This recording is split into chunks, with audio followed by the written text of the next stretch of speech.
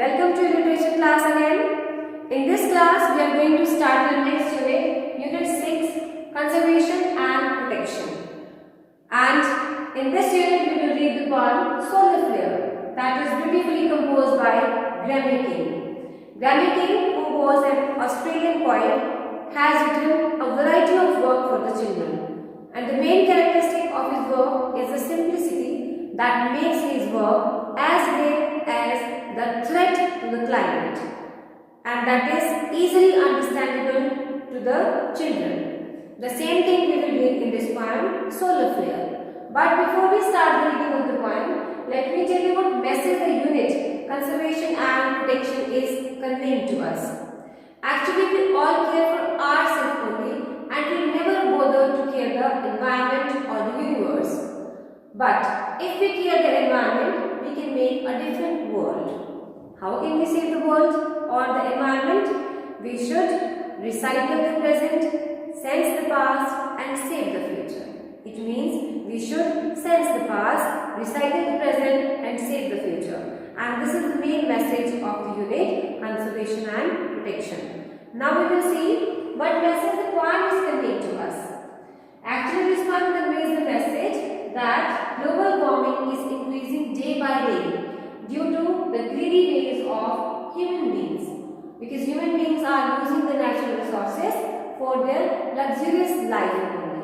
And if we don't change our ways, then there will be no life on this earth. So this is the same thing that we will read in this poem, right? But before we start the reading of the text, let's see the glossy words that will come in first few stanzas. First is fragile, that means easily broken. Second is faltered, means less effective. Third is fret, that means unhappy. Next is frowning, means a worried expression. Fiery means angry. Constantly means repeatedly.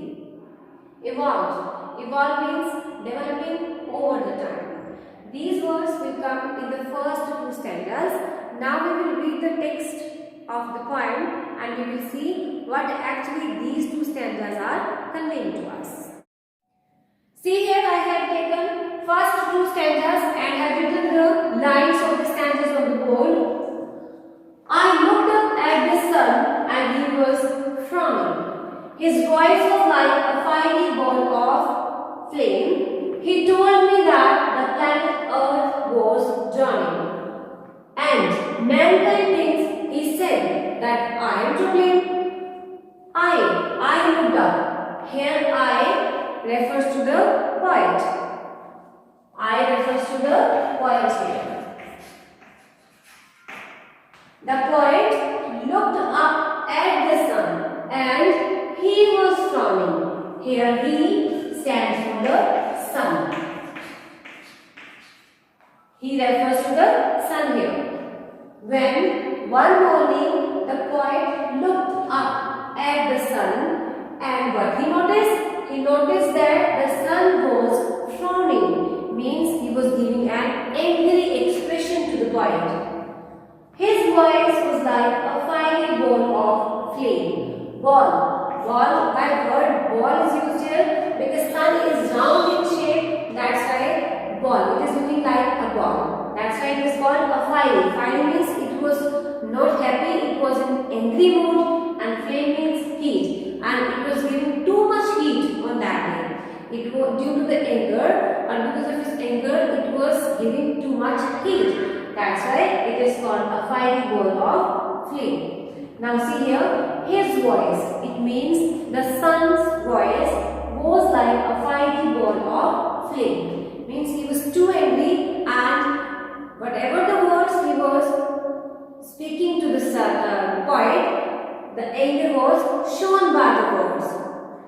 He told me that the planet Earth was drowning. Drowning means destroyed. It was sinking. It was vanishing from this universe. And mankind thinks, he said, he means the sun. And the sun said that mankind means human beings think that I am to blame. I means the sun. It means for all the causes, for all the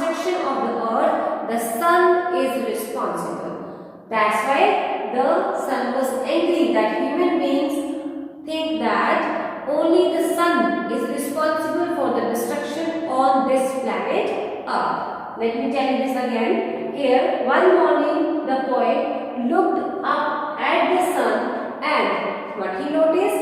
He noticed that the sun was giving an angry expression. Why he was angry? Because his voice, and when he was speaking to the poet, he was very angry, and the words that he spoke to the poet was showing his too much anger. And he told the poet that the planet Earth was vanishing. It was destroying completely from this universe. And for that destruction, mankind, means human beings, think that the sun is responsible. They never take whatever ways or whatever greedy ways they have adopted, for that they are responsible. And he complains that human beings are blaming the sun for the destruction of the earth. Right? Now we will see what rhyming scheme is used in these lines. Here you can see he was frowning. We will name it as A. Ball of flame. It is B. Drowning. Frowning in drowning. These are same. So here we will write A. Flame and blame. Same. So here is B. So what is the rhyming scheme of the first stanza? A, B, A, B. Right? Now we will see if any literary device is used in this stanza. When I explained the poem, The Alien, I told you there what is repetition and what is alliteration. I think it is clear to you, but today again I will tell you, when one alphabet is repeated, that is called alliteration. When full word is repeated, that is called repetition. Right? So let's see in the first stanza, if out of these two, is there any literary device? I looked up at the sun and he was frowning. Any alphabet is repeated here? No. His voice was like a fiery ball of flame. Here, yes, F is repeated. F, F. It is repeated, that's why it is alliteration. What is it? It is alliteration.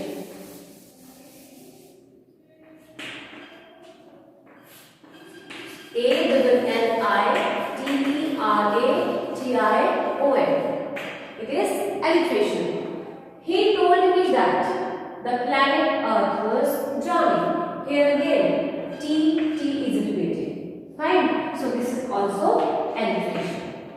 And mankind thinks, he said that I am to blame.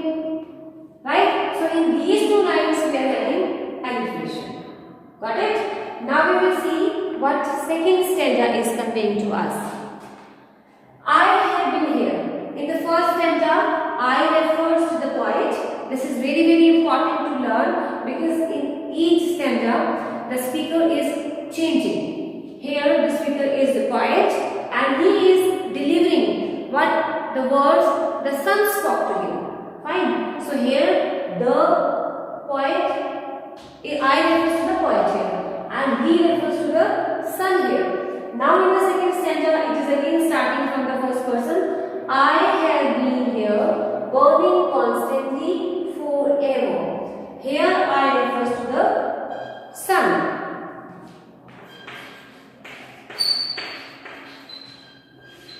Right?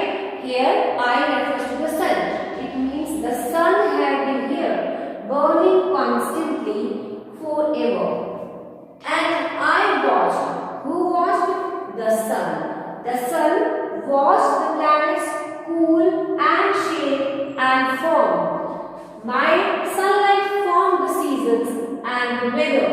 And man evolved because your planets warm. Who is your here? Mankind. The poet.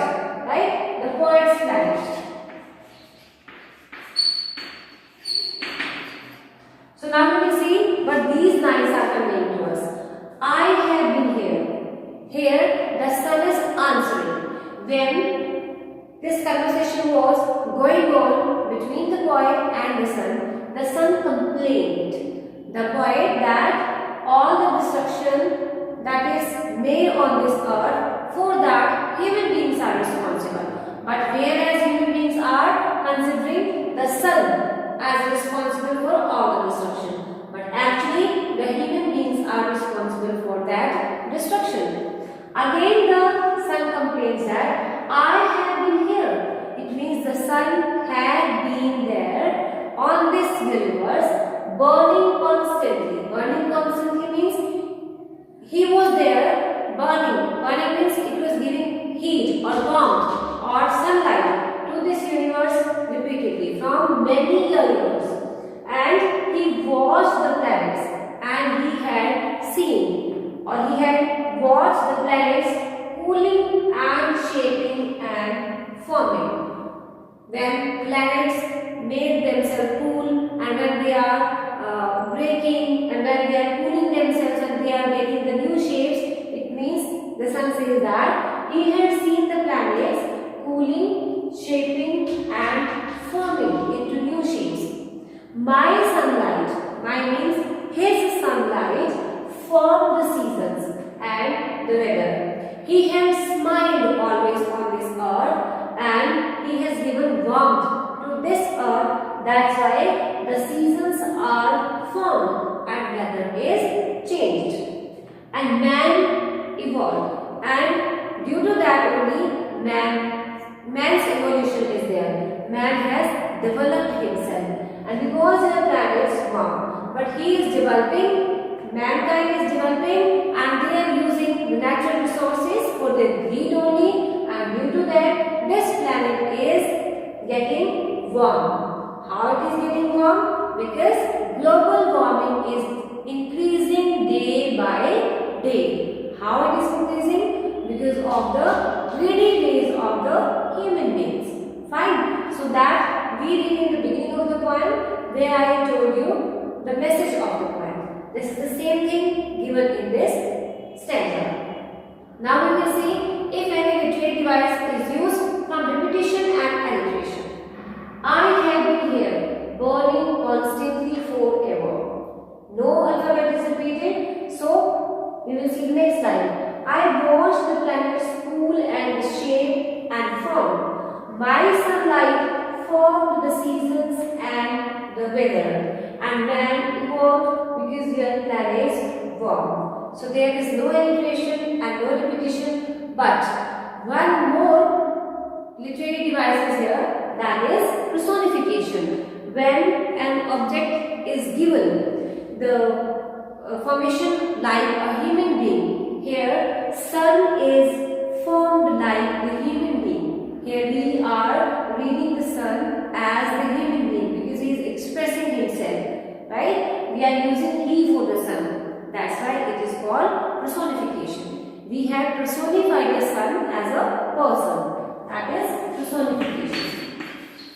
Personification.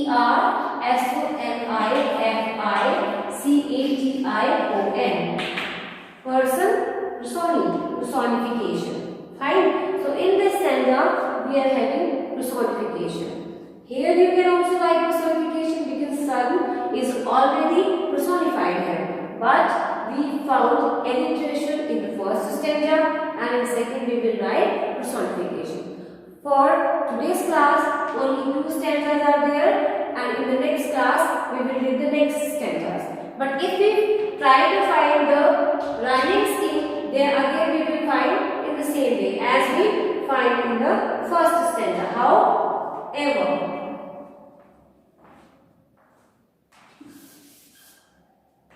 This is A, form. This is B, weather. Ever, weather. It will be A. And warm. Form and warm. It is B. So again we are having the same rhyme scheme of the second stanza. In the first we were having A, B, A, B. In the second also we are having A, B, A, B. So this is for today's class. In next class we will read next stanzas. Till then,